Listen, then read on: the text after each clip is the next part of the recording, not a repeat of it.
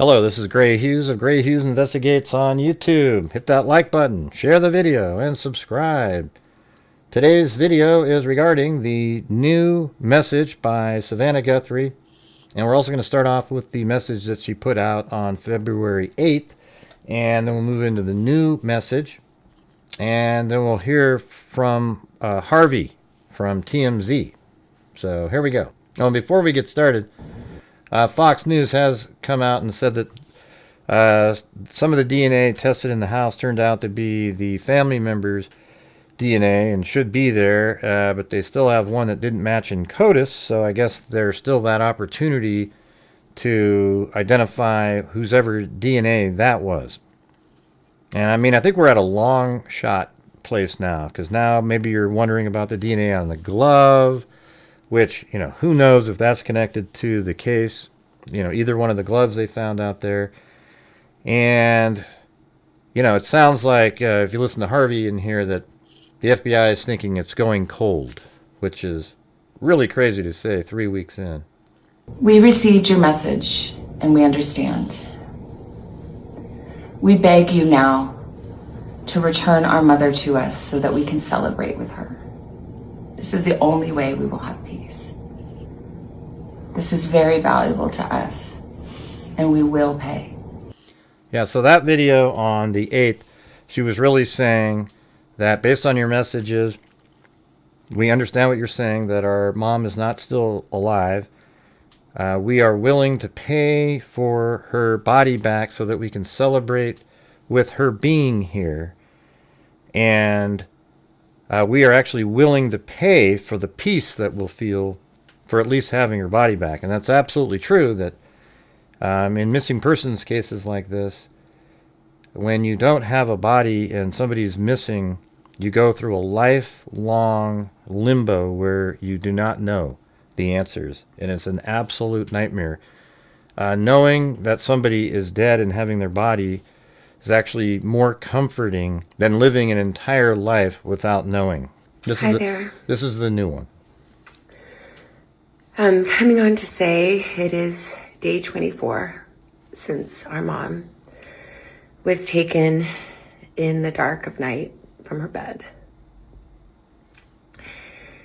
And every hour and minute and second and every long night has been agony since then, of worrying about her and fearing for her and aching for her.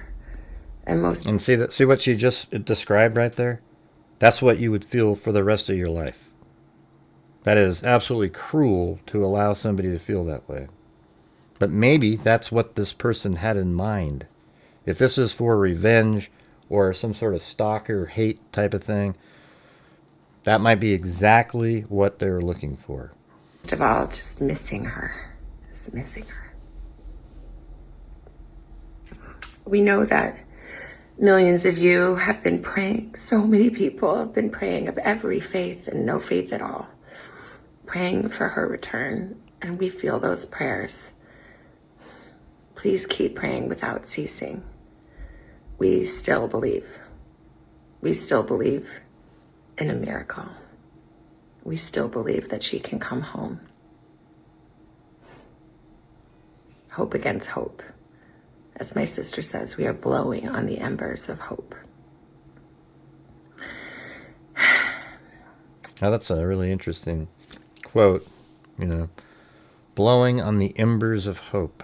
You know, not the flames, because that would be really burning, you know, really strong hope, but it's just the dimming embers of hope. We also know that she may be lost. She may already be gone.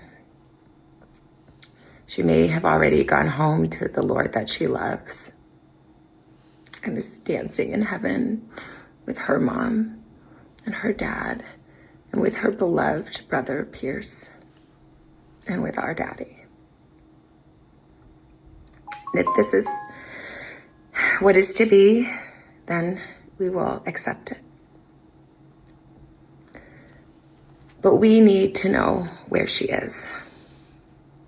We need her to come home.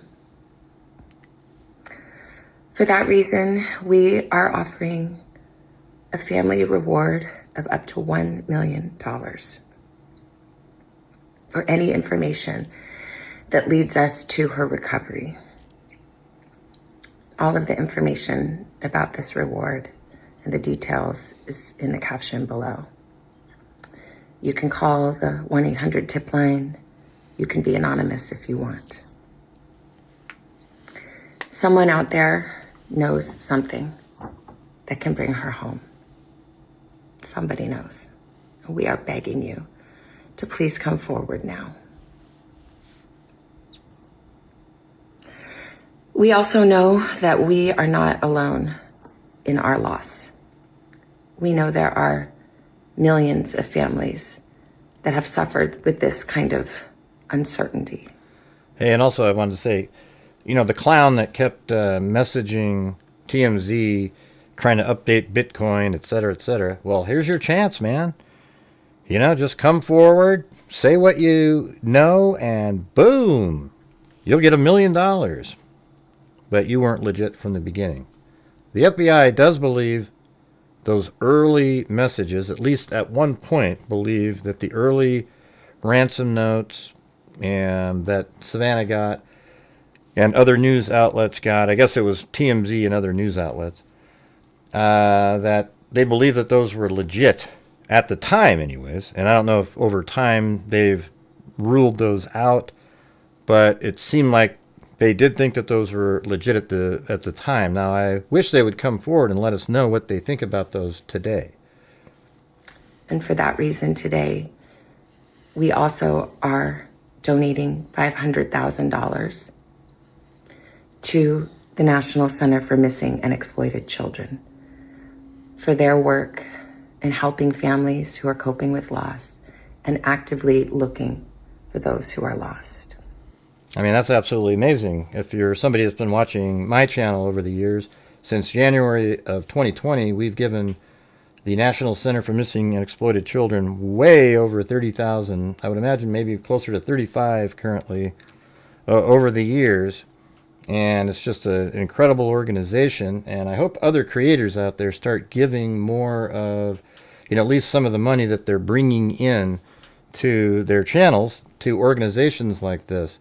I mean, I obviously don't have the same money or anything like that Savannah Guthrie has, but, you know, we've tried our best on my channel, and thanks to all the freaks out there that support the channel night in, night out, and that's allowed us to be able to do that along with ad revenue, etc. So it's an amazing organization, so good for you, Savannah Guthrie. Very cool. We are hoping that the attention that has been given to our mom and our family will extend to all the families like ours who are in need and need prayers and need support. So please, if you hear this message, if you've been waiting and you haven't been sure, let this be your sign to please come forward, tell what you know, and help us bring our beloved mom home, so that we can either celebrate a glorious, miraculous homecoming or celebrate the beautiful, brave, and courageous and noble life that she has lived. Please be the light in the dark. I mean, she's portraying that there's some hope that she's still alive, but you can tell it's like they don't really think there's a good chance of that. But they're really trying to appeal to somebody out there to come forward. Thank you. And then now we have Harvey from TMZ. This is his update. Photo of Nancy Guthrie's kidnapper taken some days before she was abducted has resulted in no leads. We have been talking with FBI sources who are telling us. Why would that result in a lead? It's the same person, just on a different night. If there was a lead on the original images, I mean, if there's one on this one, there would have been on the original images. In fact, the original images have a backpack, a holster, more identifiable items.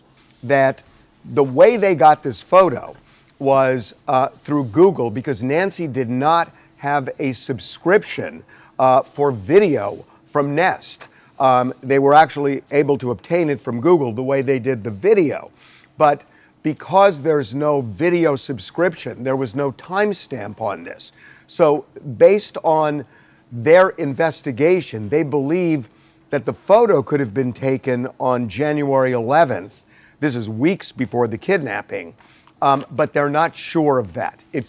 Yeah, I don't know how they're not sure of that.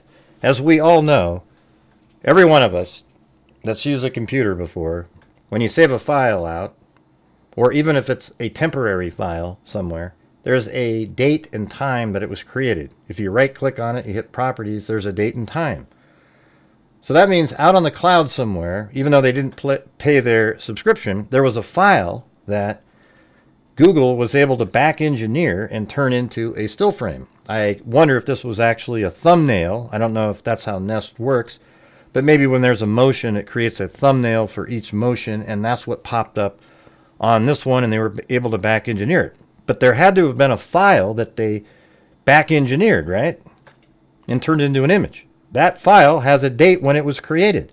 That would be the date and time of this image. You don't have to have the time frame on the video itself, a stamp sitting there. So they absolutely know. Now, maybe the investigator knows that, and that's why they suggested January 11th, and that's something we've heard out there. If you remember, law enforcement was looking for images or videos from cameras from January 11th and January 31st and February 1st, and then they included all of the month of January later, but they originally said that, which gave us a clue as to, specific dates they were interested in and for what reason. We didn't know. Could have been January 11th. That is an operating theory. They are not sure of that. They want to make that clear. We know that they have swept the area for video from neighbors, anywhere they could get it. It has resulted in no leads with respect to identifying a vehicle or a suspect. They are frustrated about this. Now, I do want to say one other thing. Kash Patel had said shortly after the kidnapping that that photo was taken the day of the kidnapping. That is incorrect. We know. I mean, isn't it rich for TMZ to be pointing out anything like that? By the way, I don't remember Kash Patel ever talking about this specific photo from being from that date. But I could be wrong. I don't remember seeing that. And who cares? The thing is, TMZ perpetrated almost a hoax when they pretended. Remember the bald-headed guy that had the two backpacks that was seen by a fence over in Tucson on the same night? And I think it was at like 11:53 or something. Some weird time like that. Or 1:53, in the morning. And they were saying that the doorbell camera is the actual camera that took the shot at 2:12 to make it work. And if you remember, the assistant, or the sidekick of Harvey, was about to bring up the 1:47 time frame, and he goes, "No, don't do that. That'll just confuse people." Really what it does, it debunks what you were about to say. Here's what we do know, is that at 1:47, the doorbell camera was disconnected from the network. That means it's impossible for that camera to have then recorded a motion somewhere else at 2:12, right? So it was disconnected. So at 2:12, we know that the sheriff said, well, perhaps an animal set it off. So it's an outdoor camera, likely the one in the backyard that picked up motion, and I would say likely just before the suspect entered the home. Okay? So Harvey, don't start complaining about somebody getting wrong a date, etc., when you literally actively tried to invent a story by pretending, and one of the FBI experts told you that the time frame was all wrong, and it was really 2:12 when the motion was activated on the front door cam, blah blah blah. It was garbage. Know that it was taken before the kidnapping, but again, the operating theory, January 11th, they're not certain of that. Let's talk about Savannah's new video where she says the family is offering $1 million and acknowledging that it would be a miracle if her mom is still alive. We are told the FBI never told the family that the chances of finding their mom alive was slim to none. They never said anything about it. This is something that the family kind of came to terms with on their own, we're told. The FBI's $100,000 reward still stands. So $1.1 million is on the table right now, leading to the return of Nancy Guthrie. The FBI wants people to call it, not necessarily calling Pima. Yeah, so we've already talked about that. Let's see if there's another part at the end. And something I think is very interesting is I spoke with one source from the FBI who said the reality is this is becoming a cold case. Now, what are we supposed to believe from Harvey? You know, Harvey's source is the one, you know, quote, source is the one that gave him that bogus timeline, or at least he invented that. I don't even know if he has an FBI source. I'm sure he communicates with a source. I don't know why the FBI would be communicating with Harvey to say anything. You know, maybe they're using Harvey, I guess, to put out misinformation so that, because they know he'll report anything, so that maybe the perpetrator has an ease to him. Oh, it's a cold case now. Oh, okay. And now they feel relaxed. But that doesn't mean it's over. And this source was talking about something that we've seen many times, where you could have a kidnapper at a bar one night drinking and then bragging about what he or she did. You could have By the way, sorry about the alarm. I have a dental appointment coming up. girlfriend of the kidnapper at the time, who then becomes an ex-girlfriend who knows information and goes to authorities. Or that girlfriend could be the one to actually, you know, go to a bar, go to a store, go somewhere. Man, I mean, if we're relying on that, I just think this whole point is just really lame. We've all heard this stuff, right? A killer goes out, they talk at a bar. If we're going to rely on that in this case, it's just 1 in a million. All right, I think this is a lone killer, okay? And it wouldn't shock me if there's more than one person involved here, but I just think this is a lone killer or abductor, however you want to refer to this person. There's no information indicating that there's a second person. You have people out there that claim it's impossible to have done this. We get this in every single case. It's impossible to have done this. In the Delphi case, it was impossible to control 2 girls. Listen, a gun can do a lot of things. And people comply when somebody has a gun. Nancy Guthrie was still alive when she exited the home. She was likely standing up and then bent over and coughed at one point, dripping blood out of her nose, her nasal cavity area, and then moved down the driveway to a waiting car. In fact, the waiting car is exactly why the person on the screen right now, on a later date, removed the camera from the front door because they knew that they were going to be parking there. Other than that, there was no reason to do so. They didn't care that they were filmed as they walked up and tried to remove the camera. They just knew later, when their car was there, that the vehicle might be identifiable. That might be a clue in itself that it isn't some just really generic type of car, that it might be a type of car that's easily identifiable. But really what I'm getting at, if it's one person just doesn't have to ever tell anybody else about what they did. And it's just going to be very, very difficult. So hopefully we can rely on other things. Perhaps there is a DNA sample somewhere that they can find that represents the actual killer and then find that person using IgG. But even that's looking difficult. And either talk about it directly or insinuate something that is interesting enough to pursue. So even though this is becoming a cold case, and it is, according to you, clearly one of the reasons why the Guthrie family has upped the reward, that doesn't mean it's over. When he says clearly the reason, I mean, it makes sense that might be a reason why they're upping the reward. It's sort of a desperation, knowing that it's going cold, but it's not clear. Okay, it's not clear that's why she did it. As what FBI source put it, it just takes that one person, and they believe it's going to happen at some point. One person who opens his or her mouth, and the case cracks wide open. Right. And if that's what we're hoping for, boy, we are in a place where this could take years and years and years. If the person doesn't talk like a good criminal, then you're not going to find out the answer by waiting. You need to do more work trying to figure out where this person came from. The stuff that was purchased, etc.